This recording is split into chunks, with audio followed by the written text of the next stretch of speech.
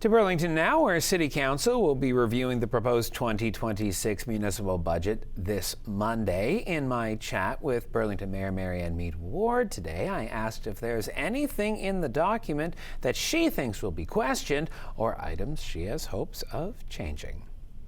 Well, the big day is November 24, Monday, 9:30. We start. We have 2 full days booked, and they are booked for council members, including me, to bring amendments. So we have all pre-submitted our suggested amendments, and this could be to increase or add funding for something, take away funding for something to get the tax increase down. That will be available to the community later this week, and so you can have those amendments. You can come and speak on Monday to say, hey, I really like this set of additions or this set of reductions. And at the end of all of those deliberations, it will finally go to a council vote the following week so that we will have a budget for 2026. So at the end of all of council's work on the amendments, we'll have a budget. So I'm looking forward to seeing what is coming coming forward in terms of additions. I have recommended some cuts to the budget as well as some increases, for example, to our infrastructure levy, and really interested to hear the public's feedback once they see that. Now, before we get to the budget, this Friday, big day for you, big day for the city, really, presenting the key to tennis player Victoria Mboko. Now, this is very early in her career. You guys are getting on this quick. Why so quick?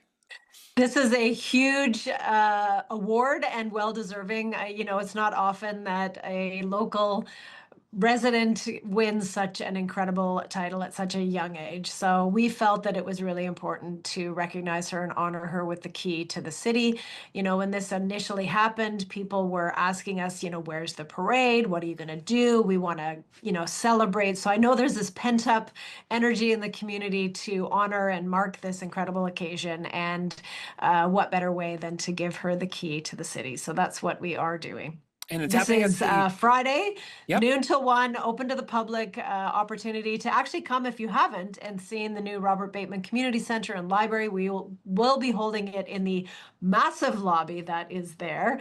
The first time we've kind of animated that space, but it was there for community to come together. So this is a great first kickoff use for that space.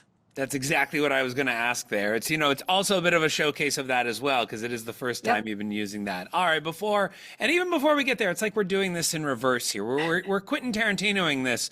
But this Thursday, it's November the 20th, you will be at Shoppers Drug Mart, 777 Guelph Line. It is one of your drop-ins where people can just come up, get in line, ask you questions, have 10 minutes with you, but anything that's on their mind. You've done this many times now, which is a great way for you to connect. I am curious, though, what would you say is the most bizarre thing that you've ever had someone come up and say, Mayor, I need to talk to you about this?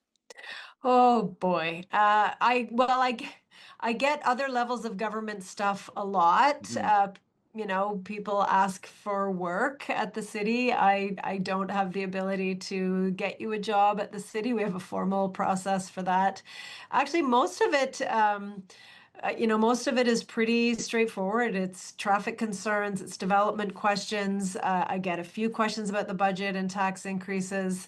I did have a situation where somebody, and it's actually heartbreaking, but there were squirrels that were getting into her vehicles because neighbors were feeding the squirrels. And we do advise that please don't feed wildlife. They're okay on their own. They're wild.